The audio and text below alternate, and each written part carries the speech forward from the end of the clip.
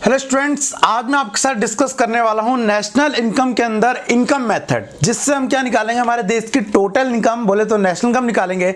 साथ ही डिस्कस करेंगे कि इनकम मेथड की प्रिकॉशन क्या है और इसके फॉर्मूले क्या हैं, और एक क्वेश्चन करके मैं आपको बताने की कोशिश करूंगा कि इनकम मेथड के फॉर्मूले को अप्लाई कैसे करना है। तो चलिए शुरू करते हैं। मेरा नाम है रवि कश्यप और आप देख रहे हैं इकोनॉमिक्स की 95+ सीरीज।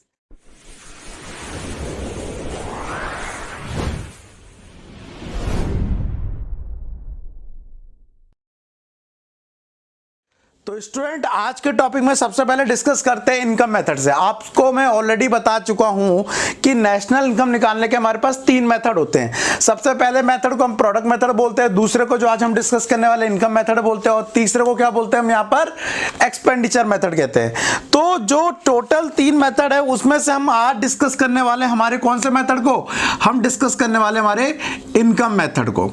अब जरा समझिए, आपको पता है कि हमारे देश में हर व्यक्ति किसी ना किसी कार्य से काम करके पैसे कमा रहा है। चाहे मैं कमा रहा हूं, ठीक है, ट्यूशन पढ़ा के, चाहे आपके जो पेरेंट्स हैं वो कमा रहे हो सकता है आपके बड़े भाई बहन हैं वो कमा रहे हो। तो हर व्यक्ति एक काम करके पैसा कमाता है। कुछ लोगों ने अपनी बिल्डिंग को रेंट पे दे रखा है, कुछ लोगों ने अपने पैसे को ब्याज पे दे रखा है, कुछ लोग काम करने जाते हैं, कुछ लोग बिजनेस करते हैं। तो कुछ भी करते हो, जितना भी इनने पैसा कमाया है, अगर हर तरह की इनकम जो कमाई गई है उसे जोड़ दिया जाए तो हमारे सामने निकल के आ जाती है देश की टोटल इनकम, जिसे बोलते हैं देश की नेशनल इनकम। लेकिन आज हम समझेंगे बेसिकली अगर इसी को निकालना है तो इसका फॉर्मूला क्या होगा। तो आपको मैंने बताया जितनी भी इनकम जुड़ी है वो कौन सी इनकम जुड़ी है, फैक्टर इनकम। कौन सी इनकम जुड़ी है, फैक्टर इनकम। तो फैक्टर इनकम देश में जितनी भी जनरेट होती है उसे हम क्या बोलते हैं, national income, total factor income के जोड़ को। बट यहां पर बात आ रही है कि नेशनल इनकम निकालते वक्त इसके फॉर्मूले होंगे क्या, इनकम मेथड से। तो मैं आपको कुछ इसके फॉर्मूले बताता हूं, जरा ध्यान से देखना क्या क्या होते हैं। सबसे पहले आपको पता होना चाहिए कि यहां पर हम निकालते हैं एनडीपीएफसी। एनडीपीएफसी मतलब क्या होता है, डोमेस्टिक इनकम। सबसे पहले आपको वही कैलकुलेट करना था, calculate domestic income. Domestic income को शॉर्ट में बोलते हैं एनडीपीएफसी।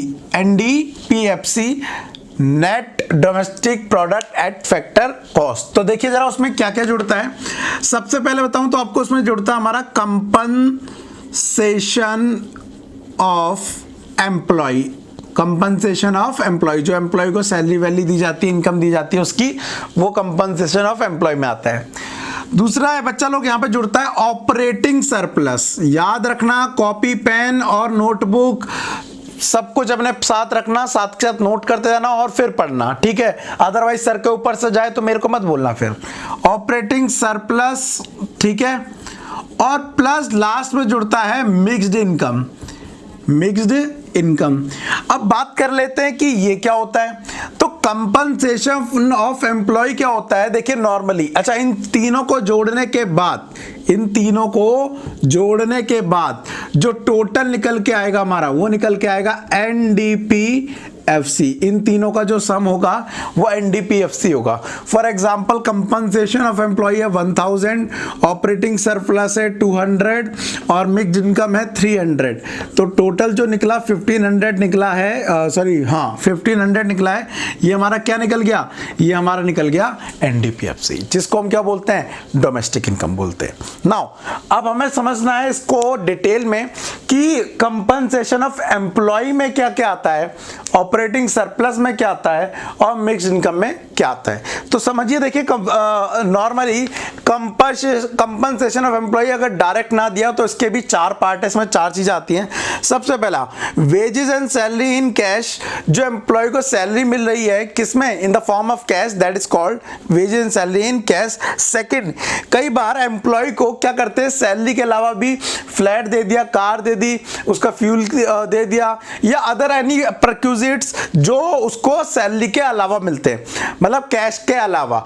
तो वो जस्ट बिकॉज उसकी ही सैलरी ही मानी जाएगी, भले ही मान लो उसे फ्लैट भी मिल रहा है, तो उन्हें बोलेंगे सैलरी इन काइंड और पेमेंट इन काइंड, ठीक है। तो वो इसका दूसरा पार्ट है कंपनसेशन ऑफ एम्प्लॉय का। तीसरा बोला है employer contribution in social security scheme. देखिए ये तो आपको पता पड़ गया कि ये जुड़ता है, लेकिन होता क्या है इन शॉर्ट, आपने शायद लोगों ने नाम सुना हो पीएफ का, ठीक है। ये होता क्या है समझिए, एक छोटा सा एग्जांपल, आपकी इनकम 1000 रुपये पर मंथ है, तो 12 महीने की कितनी हो गई, 12,000 रुपये हो गई, ठीक है। अब इसमें से गवर्नमेंट क्या करती है, सारी कंपनियों को बोलती है कि आप उनका कुछ पैसा काटेंगे और उन्हें रिटायरमेंट के टाइम पे देंगे, है ना। तो मान लीजिए आपके साल के कितने रुपए कट जा रहे हैं, यहां पर 2000 रुपए कट जा रहा है और आपको साल में पेमेंट होती है केवल कितने रुपए की, 10,000 की। राइट नाउ आपको लगेगा कि आपका तो नुकसान हो गया, आपके कितने रुपए कट गए, 2000, बट ऐसा नहीं है, समझो। ऐसे कर करके अगर आपने 40 साल जॉब करी तो आपके कितने टोटल कट गए, 80,000 रुपए कट गए, आप मान लीजिए, है ना।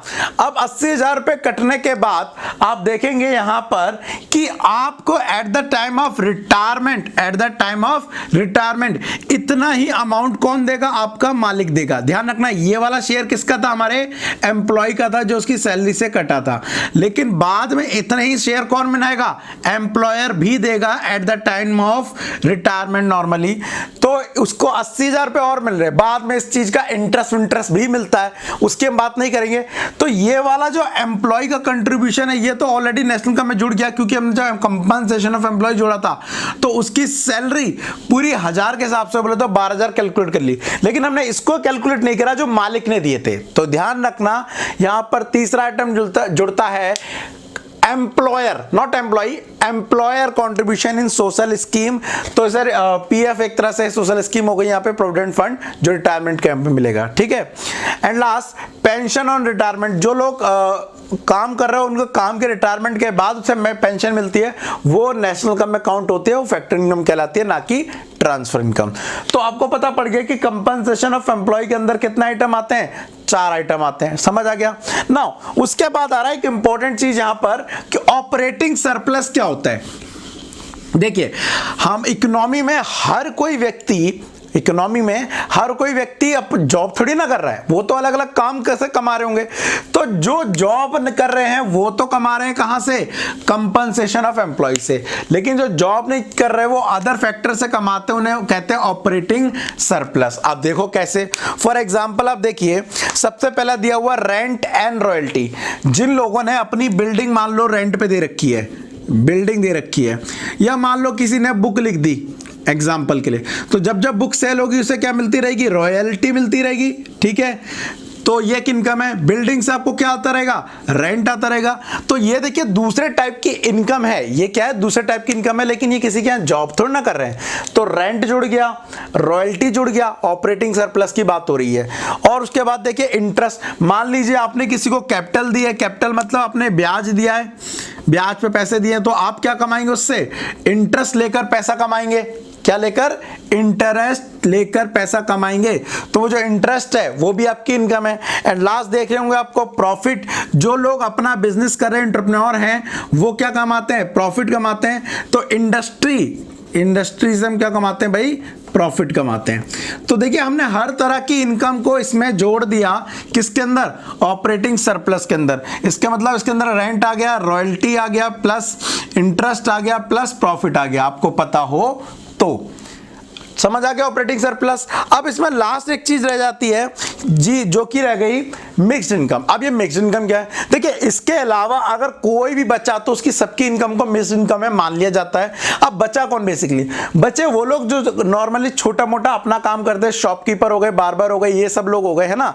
तो ना तो ये बड़े बड़े एंटरप्रेन्योर हैं, बिजनेसमैन है कि इनके प्रॉफिट होगा तगड़ा सा, और ना ही ये किसी और के यहाँ काम कर रहे हैं कि कंपनसेशन ऑफ एम्प्लॉय में आएंगे।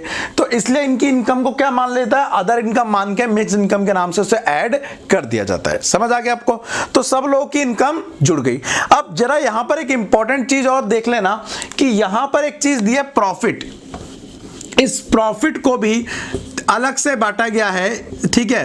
प्रॉफिट के अंदर 3 आइटम आते हैं, कितने, 3 आइटम आते हैं। सबसे पहले तो आ गया यहां पर कॉर्पोरेशन टैक्स। दूसरा आप इसके अंदर ऐड करेंगे अनडिस्ट्रीब्यूटेड प्रॉफिट, जो अभी तक बटा नहीं है, अनडिस्ट्रीब्यूटेड प्रॉफिट, ठीक है। और तीसरा आइटम जो इसके अंदर जुड़ जाता है इन दो के अलावा, वो होता है डिविडेंड, ठीक है। अब इन तीनों का अगर मीनिंग ना पता हो तो एक बार चेक कर लेना, गूगल कर लेना या अदर कुछ से पता कर लेना। बट प्रॉफिट 3 फॉर्म में होता है, कॉर्पोरेशन टैक्स, अनडिस्ट्रीब्यूटेड प्रॉफिट और डिविडेंड ना। अब हम बात कर रहे हैं कि ठीक है, आपने ये बता दिया कंपनसेशन ऑफ एम्प्लॉय में क्या आता है, आपने बता दिया ऑपरेटिंग सरप्लस में क्या आता है, आपने बता दिया मिक्स इनकम में क्या आता है, ठीक है, और इनके अंदर भी क्या क्या आता है। लेकिन नेशनल इनकम को निकालते वक्त हमें किन बातों का ध्यान रखना है, तो एक इंपॉर्टेंट टॉपिक है, नेशनल इनकम निकालते वक्त आपको उसकी कुछ प्रिकॉशन को मेजर ध्यान में रखना है, अदरवाइज आपका नेशनल इनकम का क्वेश्चन गलत हो जाएगा। तो एक प्रिकॉशन समझ लेते हैं, उसके बाद मैं आपको समझाता हूं उसका एक न्यूमेरिकल, ताकि आपको इसको समझने में क्या हो जाए, इजी हो जाए, ठीक है। बाद बाकी इसके कुछ क्वेश्चन जो प्रैक्टिस के लिए हैं वो नेशनल इनकम के मैं डाल दूंगा टेलीग्राम के चैनल में। टेलीग्राम का चैनल में आपको लिंक डिस्क्रिप्शन में दे दूंगा, ताकि आपको प्रैक्टिस करने में क्या हो, आसानी हो। कोशिश करूंगा उनके आंसर भी डाल दूं ताकि आप अपना आंसर को भी जज कर पाए। चलिए, अब यहां पर हम 7 इनकम को या कह लीजिए 7 प्रिकॉशन को समझते हैं जो नेशनल इनकम में इनकम मेथड से निकालते वक्त हमें पता होनी चाहिए। अब क्या क्या है वो देखिए। सबसे पहले income from illegal activity like smuggling, thief, gambling etcetera should not be included. ये गैम्बलिंग की इनकम, ये चोरी की इनकम, स्मगलिंग की इनकम, इनको नेशनल इनकम में काउंट नहीं करते, पहली चीज। दूसरी, commission paid on the sale and purchase of second hand goods, commission paid on the sale of second hand goods करते हैं ना हम, किसके ऊपर, OLX के ऊपर, तो OLX तो अर्निंग कमा रहा है, आर टू बी इंक्लूडेड, उसके कमीशन को क्या करेंगे हम, नेशनल इनकम में इंक्लूड करेंगे। जिसने सेकेंड हैंड गुड्स को सेल करवाने में प्रॉफिट कमाया, कमीशन कमाया, उसको तो नेशनल इनकम में इनकम माना जाएगा। Third, transfer earning like old age pension, unemployment allowances, scholarship, pocket expense etcetera should not be included. याद रखना, आपको जो पॉकेट मनी मिलती है वो नहीं जोड़ेगी, ओल्ड एज पेंशन मिलती है किसी को वो नहीं जोड़ेगी, किसी को महंगाई भत्ता मिलता है जिसे DNS अलाउंस या अनएम्प्लॉयमेंट अलाउंस मान लो मिल रहा है, तो वो क्या नहीं मिलेगा, अनएम्प्लॉयमेंट अलाउंस, DNS छोड़ दीजिए, तो वो ट्रांसफर अर्निंग कहलाएगी। Fourth, income in terms of windfall gain should not be include, अचानक से कोई इनकम हो गई तो उसको भी यहां पर इनकम नहीं मानेंगे, ठीक है। Imputed rent of owner occupied house, अपने ही घर का मालिक ने जो हिस्सा ले रखा है तो उसका अनुमानित इंप्यूटेड वैल्यू, लगभग की वैल्यू, नोशनल वैल्यू को हम क्या करेंगे, रेंट ट्रीट करेंगे और उसको फैक्टर इनकम माना जाएगा। ये पॉइंट नंबर बहुत जरूरी है। 5वां, ऑनर की खुद का जो जहां वो रह रहा है उसके इंप्यूटेड वैल्यू को नेशनल इनकम में रेंट के थ्रू इनकम माना जाएगा, ठीक है। Next, income tax is paid out compensation of employ, it should not be separately added in the estimate of national income, इसे अलग से एडिट नहीं करना है। एक लास्ट पॉइंट और रह गया, brokerage on the sale and purchase of share should share and bond is to be included. अगर आप शेयर बिकवा रहे हैं या बॉन्ड बिकवा रहे हैं और बिकवाने और खरीदवाने में आपको इनकम हो रही है, ठीक है, तो आपको ये नेशनल इनकम में जुड़ेगा। अच्छा, मैं शेयर से पैसे कमाता हूं, पता है आपको, आप कॉमर्स के आप में से कई सारे लोग होंगे लेकिन आप पढ़ेंगे शेयर इस साल, लेकिन आपको ये नहीं पता कि शेयर से कैसे पैसा कमाते हैं। तो जब आप 12th पास आउट कर लेंगे तो आपको मैं सिखाऊंगा कि कैसे आप शेयर के थ्रू भी पैसा कमा सकते हैं। तो उसके लिए टाइम है जब तक, लेकिन हाँ, अगर कोई व्यक्ति शेयर खरीदवा के और बिकवा के अर्निंग कर रहा है तो वो नेशनल इनकम में जुड़ती है, ठीक है। आपको क्या क्या समझ आ गया, मैंने समझा दिया नेशनल इनकम में इनकम मेथड के फॉर्मूले, मैंने समझा दिया आपको यहाँ पर इसकी प्रिकॉशन। अब ये प्रिकॉशंस आते हैं, याद रखना है, पेपर में आ सकती हैं। अब आपको क्या समझना है, एक क्वेश्चन में मैं आपको करके दिखाता हूं कि ये चीजें कैसे कैलकुलेट होंगी। देखिए, तो मैंने बताया कि इन सबको जोड़कर, तीनों को जोड़कर क्या निकलता है, निकलता है NDPFC। तो सबसे पहले हम यही कैलकुलेट कर लेते हैं क्वेश्चन में। देखिए, क्वेश्चन हमारे को यहां पर दिया हुआ है, आइटम दिए हुए हैं लेफ्ट साइड पे, राइट साइड पे इनकी अमाउंट दी है, compensation of employ, rent, profit, CFC मतलब यहां पर डैप पे मैंने शॉर्ट में लिख दिया consumption of fix capital, MI मतलब मिक्स्ड इनकम है शॉर्ट में, प्राइवेट इनकम, NFI है, net factor income from abroad है ये, interest NIT, net indirect tax, net export, direct taxes, taxes की स्पेलिंग गलत है बट कोई नहीं, एंड कॉर्पोरेशन टैक्स, ठीक है। तो नाउ अब हम इसको फॉर्मूले में अप्लाई करने की कोशिश करते हैं कि हमें क्या क्या चाहिए था और हमारे पास क्या क्या है। तो सबसे पहले देखिए क्या कंपनसेशन ऑफ एम्प्लॉय क्वेश्चन में दिया हुआ है, तो under the compensation of employ दिया हुआ है 1200 जी, हमने डाल दिया। उसके बाद ऑपरेटिंग सरप्लस अगर डायरेक्ट दिया अच्छी बात है, नहीं तो मैंने आपको बताया था इसके अंदर क्या क्या जुड़ता है, rent, royalty, interest and profit. तो देखिए रेंट दिया हुआ है जी, दिया हुआ है 400, ठीक। उसके बाद प्रॉफिट दिया हुआ है 800, वो भी ऐड कर लो। और उसके बाद आपको इंटरेस्ट दिख रहा होगा 250, वो भी ऐड कर लो। यहाँ पे रॉयल्टी नहीं दिया है, मोस्टली केस में रॉयल्टी नहीं दिया होता, बट आपको पता होना चाहिए रॉयल्टी भी आता है, ठीक है। कुछ लोगों को ऐसा हो सकता है रॉयल्टी के बारे में ना पता हो, तो रॉयल्टी बता दूं। नॉर्मली क्या होता है, जब आपने कोई चीज़ इन्वेंट की है या कोई नई चीज़ बनाई है तो उस पर जो रेगुलर इनकम आती है उसे रॉयल्टी बोलते हैं। ज़्यादा डिटेल में नहीं जाऊंगा। आपने बागवान मूवी देखी होगी, तो बागवान मूवी में वो अमिताभ बच्चन अपनी स्टोरी लिखता है, जो भी दर्द भरी स्टोरी होती है, और उस दर्द भरी स्टोरी से ना उसकी बुक छप जाती है, और उस बुक छपने के बाद उसको पैसे मिलते हैं, है ना। तो वो उसे क्या मिल रही है, royalty. For example TR Jain books जो सेलर है वो आज के टाइम में रॉयल्टी कमा रहे हैं, संदीप गर्ग रॉयल्टी कमा रहे हैं, सरस्वती रॉयल्टी कमा रहे हैं। अगर मैं एक दिन अपनी बुक लिख दूं तो मैं भी क्या कमाऊंगा, रॉयल्टी, अगर मेरी बुक सेल होने लग जाए, ठीक है। तो वो भी एक इनकम हो गया, है ना। चलिए आगे बढ़ते हैं। और मिक्स इनकम देख लेते हैं कितनी दी है, 1000। मिक्स इनकम दिए यहां पर 1000। चलिए तो हमारा NDPFC का तो काम हो गया। अब इसको जरा जोड़ लेते हैं कि कितना आ रहा है। तो ये आ गया 1200 प्लस ये आ गया 1450, सॉरी, ठीक है, 1450, और ये आ गया 1000। ये हो गया मेरे हिसाब से 3650 क्या आ गया मेरा, NDPFC आ गया। लेकिन हमें NDPFC नहीं निकालना, हमें क्या निकालना है, हमें निकालनी है नेशनल इनकम, और नेशनल इनकम को बोलते हैं NNPFC। तो निकालते हैं NNPFC, और राइट साइड में रखेंगे हमारे पास क्या है, NDPFC। देखिए N का N है, नो चेंज।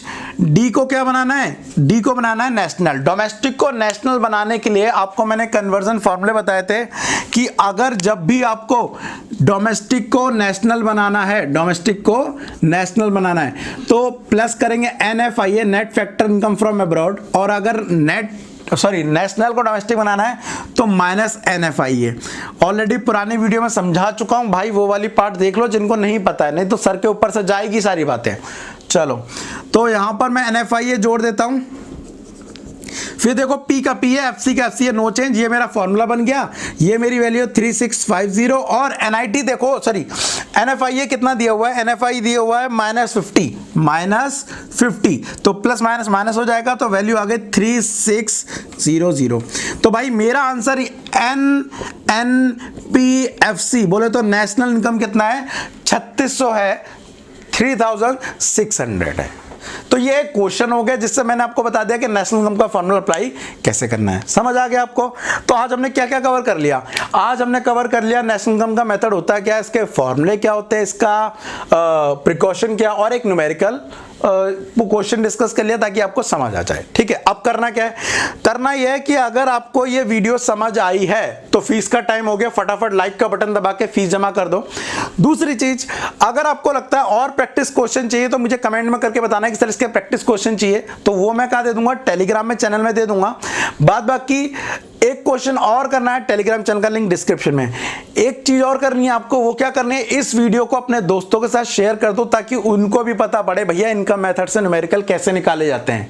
आपकी हेडेक कम होगी, मेरी भी हेडेक कम होगी, उनको पहले से इनकम मेथड आती होगी, तो मैं जब आपको रिवीजन कराऊंगा ना, तो रिवीजन ऐसा तगड़ा कराऊंगा कि आपका हाँ सही में 95+ आ सके। लेकिन रिवीजन तब किया जाता है जब बेसिक कॉन्सेप्ट पूरे होते हैं। तो फटाफट ये वीडियो अपने फ्रेंड्स को भी शेयर कर देना ताकि उनको भी रिवीजन के लिए रेडी हो सकें। तो मिलते हैं नेक्स्ट वीडियो में, तब तक के लिए thank you, tata and bye bye.